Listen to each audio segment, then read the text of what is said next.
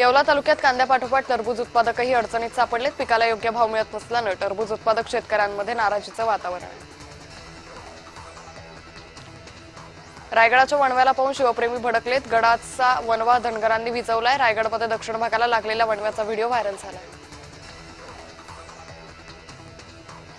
अलिबाग येथील बोरघर पुलाजवळ भीषण अपघात झाला। अपघातात एकाचा मृत्यू झालाय, 20 जण जखमी आहेत। चालकाचं वाहनावरील नियंत्रण सुटल्याने अपघात झाला। चिपळूणच्या परशुराम घाटात सुरक्षेसाठी महामार्ग प्रशासन सज्ज झाले। संरक्षण जाळी बसवण्याचे काम युद्धपातळीवर सुरू आहे। पावसाळ्यात चिपळूणचा परशुराम घाट हा दरडी कोसळण्यामुळे नेहमीच चर्चेत आणि धोक्याचा ठरलाय। माणगाव महाड पेनमध्ये सिलेंडरसाठी मोठ्या रांगा लागल्यात। गॅस बुकिंग होत नसल्याने एजन्सी बार नागरिकांनी मोठ्या प्रमाणावर गर्दी केली। धुळ्यात घरगुती गॅस सिलेंडर मिळवण्यावरून राडा झालाय। एसआरपी जवान आणि नागरिकांमध्ये बाचाबाची झाली। एसआरपीएफ गॅस एजन्सी बाहेर पोलीस बंदोबस्त तैनात करण्यात आलाय।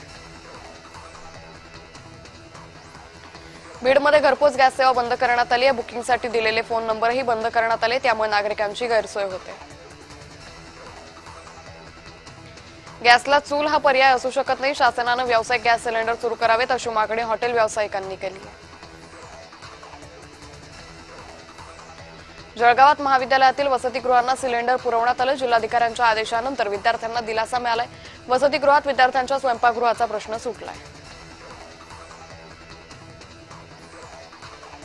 मनमाडमध्ये व्यावसायिक सिलेंडरचा तुटवडा निर्माण झालाय। अनेक हॉटेल बंद झाले। काही ठिकाणी चुलीवर जेवण बनवण्याची वेळ आली आहे। जळणास वापरल्या जाणाऱ्या लाकडाचा भावही वाढलाय।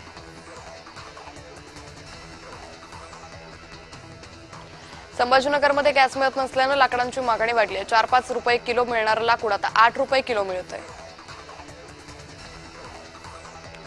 सोलापूर विद्यापीठातील एकमेव कॅन्टीन बंद होण्याच्या मार्गावर ऐन परीक्षा काळात विद्यार्थ्यांवर उपासमारीची वेळ आली आहे। गॅस सिलेंडर नसल्याने नाश्त्याचे पदार्थ बनवणं बंद करण्यात आले। पुसद शहरातील घरातून 40 घरगुती सिलेंडर जप्त करण्यात आले। एलसीबी आणि पुरवठा विभागाने संयुक्त कारवाई केली। सिलेंडर जप्त करून पुढील कारवाई सुरू केली आहे। अकोटमध्ये सिलेंडर स्फोटाची भीषण घटना घडली। सिलेंडर स्फोटाने संपूर्ण घर जळाले। गॅस एजन्सीच्या निष्काळजीपणावर संताप व्यक्त केला जातोय। लातूर आगारात डिझेल भरताना लालपरीचा भीषण स्फोट झाला। आगीत डिझेल भरणाऱ्या वाहन परीक्षकाचा होरपळून दुर्दैवी मृत्यू झालाय। आगीचं कारण अद्याप स्पष्ट असल्याचं परिवहन विभागाच्या अधिकाऱ्यांनी सांगितलं। कोल्हापुरात विद्युत तारांचा स्पर्श झाल्यानं गवतानं भरलेल्या ट्रकला भीषण आग लागल्याची घटना घडली। ट्रक चालकाला प्रसंगावधानानं आणि ग्रामस्थांच्या सहकार्यानं आगीवर नियंत्रण मिळवण्यात आलं। या घटनेत ट्रकचं मोठं नुकसान झालंय। मनमाडमध्ये वाहतूक कोंडीची मोठ्या प्रमाणावर समस्या निर्माण झाली आहे। पुणे इंदोर राष्ट्रीय महामार्गावर मोठ्या प्रमाणात वाहतूक कोंडी झाली। वाहतूक कोंडीमुळे नागरिक त्रस्त झाले। जळगावच्या कुऱ्हा गावाजवळ धावत्या ट्रकला अचानक आग लागली। आगीत ट्रकमधील साहित्य जळून खाक झाले। आगीचं कारण अद्याप अस्पष्ट आहे। येवला नगरसूल मार्गावरील रेल्वे गेटमुळे प्रचंड वाहतूक कोंडी झाली। या ठिकाणी 4 ते 5 किलोमीटरपर्यंत वाहनांच्या रांगा लागल्या होत्या। वाहतूक कोंडी होत असल्यानं उड्डाणपूल उभारण्यात यावा अशी मागणी वाहनधारक आणि स्थानिक प्रवासी करतात। कोल्हापुरातील करवीर निवासिनी श्री अंबाबाईचं दर्शन बंद राहणार आहे। मंदिरातील संवर्धन आणि दुरुस्तीच्या कामामुळे मुख्य गाभारा दर्शन 14 ते 17 मार्च दरम्यान बंद राहणार आहे। मुख्य गाभारा दर्शन 18 मार्च पासून पुन्हा सुरू होईल। जळगावात ओबीसी संघटनांनी जिल्हाधिकारी कार्यालयासमोर आंदोलन केलं। यावेळी ओबीसींची जातीनिहाय जनगणना करण्याची मागणी करण्यात आली। भारत मुक्ती मोर्चा आणि ओबीसी संघटना आक्रमक झाली।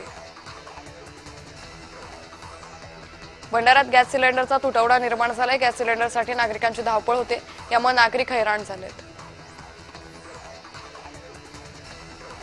छत्रपती संभाजीनगरच्या तापमानात वाढ झाली। पारा 29.2 अंशांवर गेलाय। तापमानात वाढ झाल्यानं नागरिक हैराण झालेत। बुलढाण्यात रुग्णालयातील गॅस सिलेंडर चोरीला गेलाय। टीबी रुग्णालयातील स्वयंपाकघराची खिडकी फोडून सिलेंडरची चोरी करण्यात आली। 1.5 ते 2 लाखांचा मुद्देमाल चोरीला गेल्याचा प्राथमिक अंदाज व्यक्त करण्यात आला। गॅस सिलेंडरच्या तुटवड्याचा गणपतीपुळे देवस्थानला फटका बसलाय। गणपतीपुळेला मिळणारा लाडूचा प्रसाद बंद झालाय। सिलेंडर न मिळाल्यास खिचडी प्रसाद देखील बंद होईल।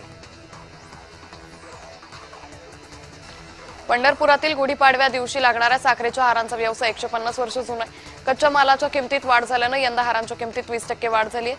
तसंच सुरू असलेल्या युद्धाचाही व्यवसायावर परिणाम झाला असल्याचं व्यावसायिकांचं म्हणणं आहे.